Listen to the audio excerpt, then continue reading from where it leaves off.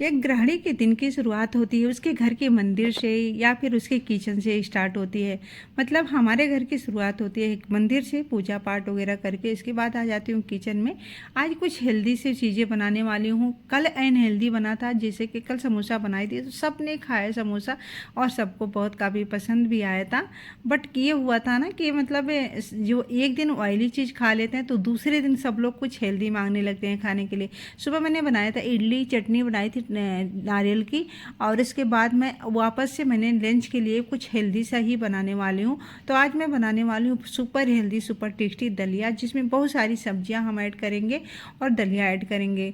यह होता फ्रेंड्स बहुत ही ज़रूरी है कि अगर आपके घर में बच्चे हैं तो बच्चों को ज़रूर ये वो चीज़ खिलाएं। वैसे तो बच्चे सब्जियाँ खाने से इग्नोर करते हैं, खाते नहीं हैं, लेकिन इस तरीके से खिलाएंगे ना तो बच्चे एक बार ज़रूर खाएंगे। एक कटोरी ज़रूर बच्चों को खिलाएं दलिया। तो यहाँ पे हमने 3/3 कप जितना दलिया ले लिया है। इसे अच्छे से धुल लेंगे। धुलना बहुत ही एक मतलब अच्छा प्रोसेस है भाई, धुलाई के बिना कुछ भी नहीं बनाना चाहिए। मार्केट में कैसी चीज़ें आते हैं कैसे नहीं आते हैं। तो हमने 3 से 4 बार अच्छे से धुल लिया है। अब यहाँ पे हमने लौकी लिया है, गाजर, शिमला मिर्च, साथ में हमने एक बारीक कटी हुई प्याज भी ले लिया है।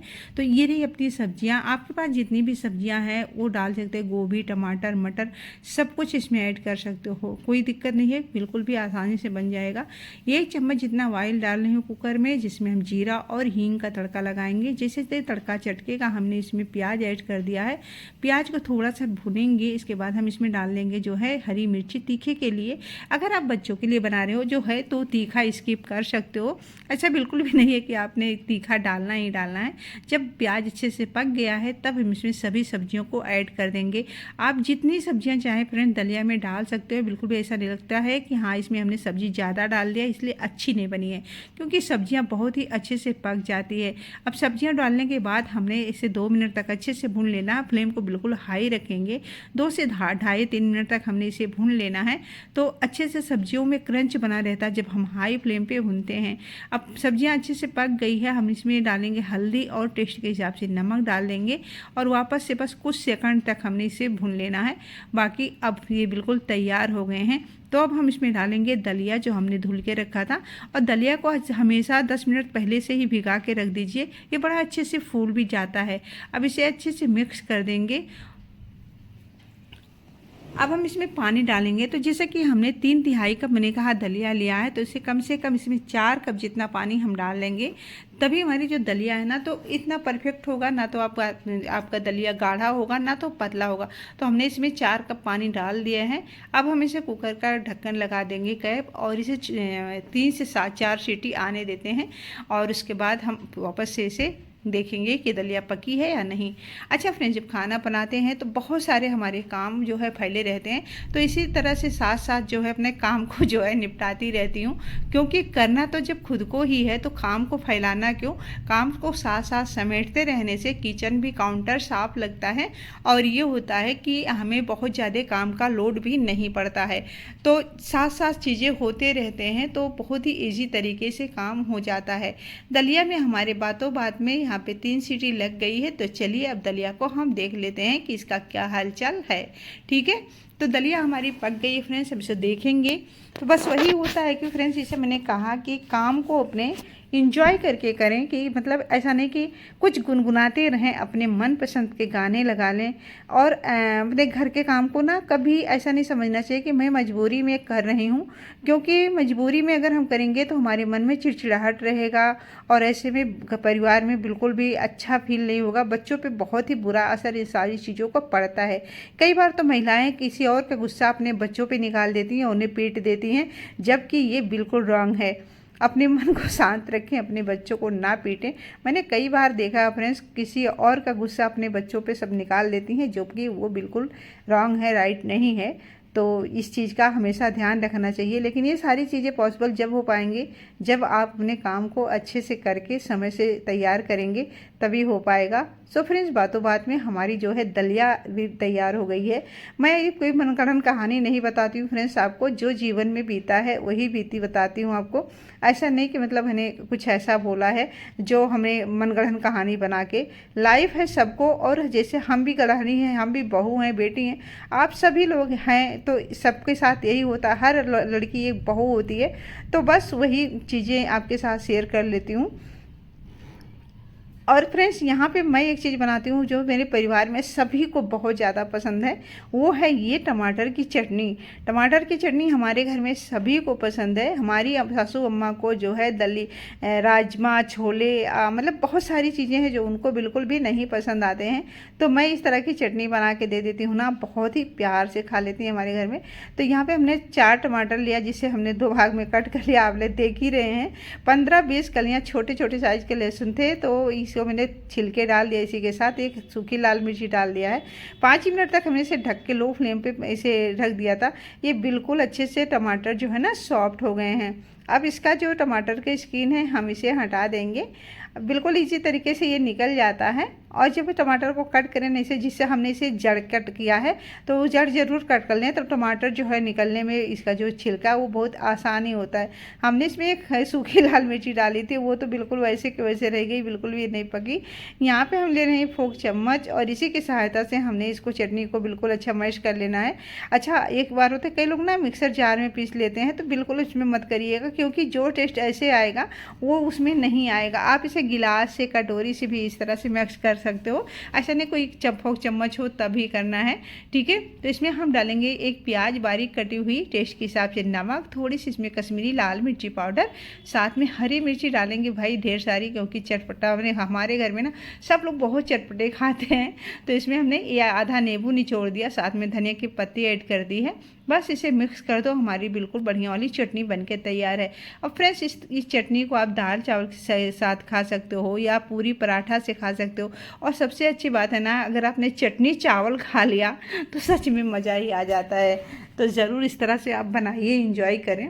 और हाँ, रेसिपी अच्छी लगे तो लाइक करना बिल्कुल ना भूलें। दोनों रेसिपी अच्छी है, ज़रूर ट्राई करना। हेल्दी दलिया, कभी कभी ऐसी चीजों को थोड़ा सा महीने में 3-4 बार तो बनाना ही चाहिए, और ये काफी हेल्दी होता है। अगर बच्चे सब्जियां नहीं खा रहे ना, तो इस तरह से आप एक बार जरूर बच्चों को, मैं तो कहती हूँ दिन में एक बार इस तरह के खाना जरूर बच्चों को एक बार देना चाहिए, क्योंकि इसमें सारी सब्जियां हमने ऐड करी है, और बच्चों को पता भी नहीं चलेगा, इतने अच्छे से पक जाती है सब्जियां कि बच्चों को पता भी नहीं चलेगा हमने जो सब्जी हमें पसंद नहीं वो भी इसमें ऐड हुआ है।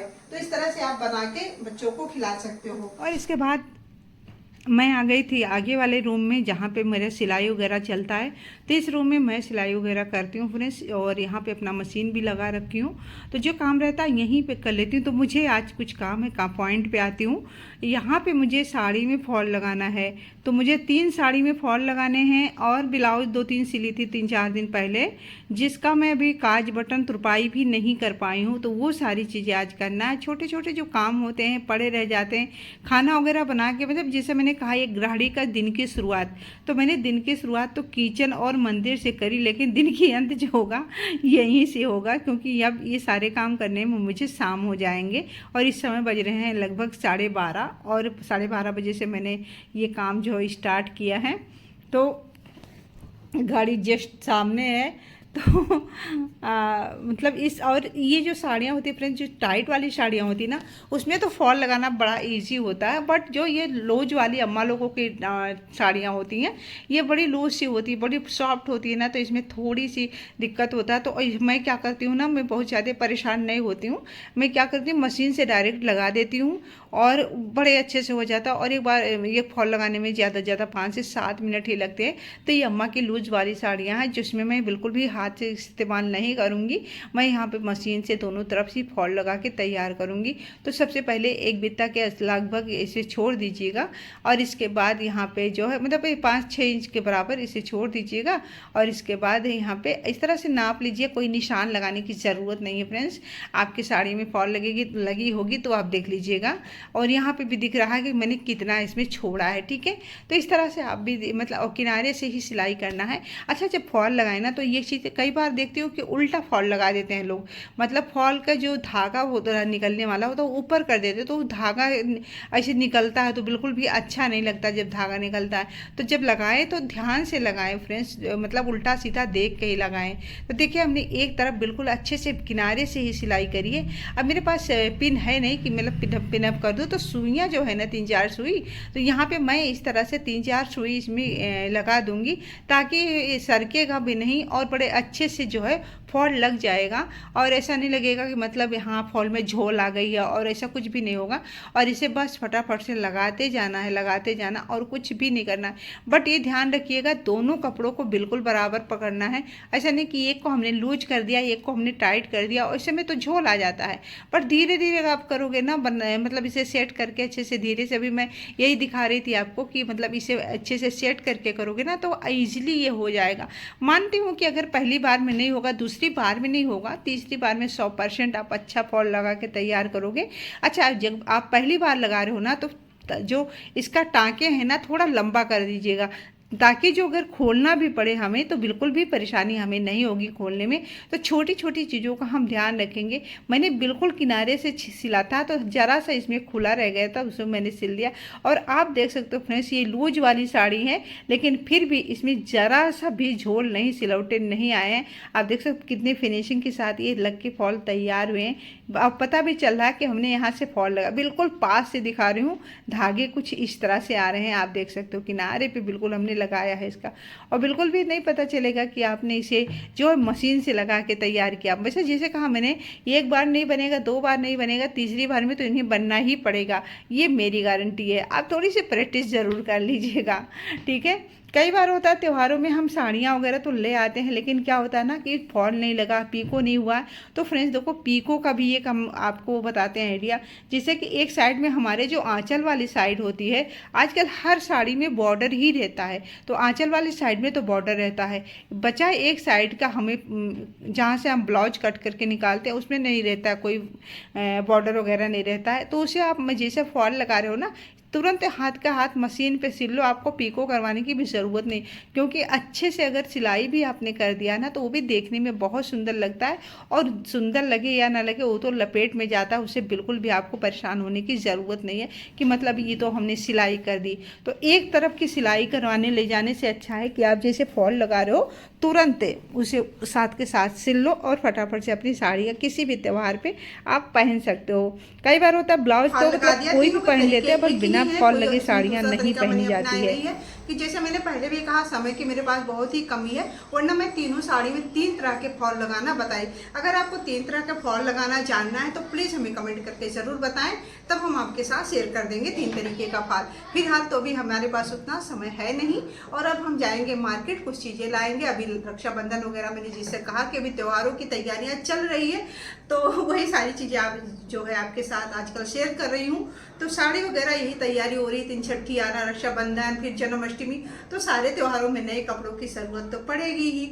तो इसलिए और हाँ, सारी तैयारियों के साथ साथ एक चीज़ कहना तो मैं भूल ही गई, अगर मेरी वीडियो थोड़ी सी भी अच्छी लगे तो प्लीज़ चैनल को लाइक ज़रूर करें। और हाँ, चैनल पे नए हैं तो सब्सक्राइब करें, कमेंट करके ज़रूर बताएं। आज की वीडियो में थोड़ी सी कुछ भी अच्छा लगे, मेरी मेहनत थोड़ी सी लगे कि हाँ भाई मेहनत कर रही है, तो ये एक लाइक ज़रूर कर दें। और चैनल पर नए हैं तो प्लीज़ वापस से बोलूँगी, चैनल को सब्सक्राइब कर लो। और हाँ, ये चीज़ और कमेंट करके ये भी बताएँ कि मतलब आपको कौन सी रेसिपी जानना सीखना है, और कौन सी आपके लिए वीडियो लाऊँ, इस तरह से हमें चीज़ों बताते रहिए। तो चलिए फ्रेंड्स, अपना ध्यान रखिए, स्वस्थ रहिए, मस्त रहिए। मिलते हैं किसी और वीडियो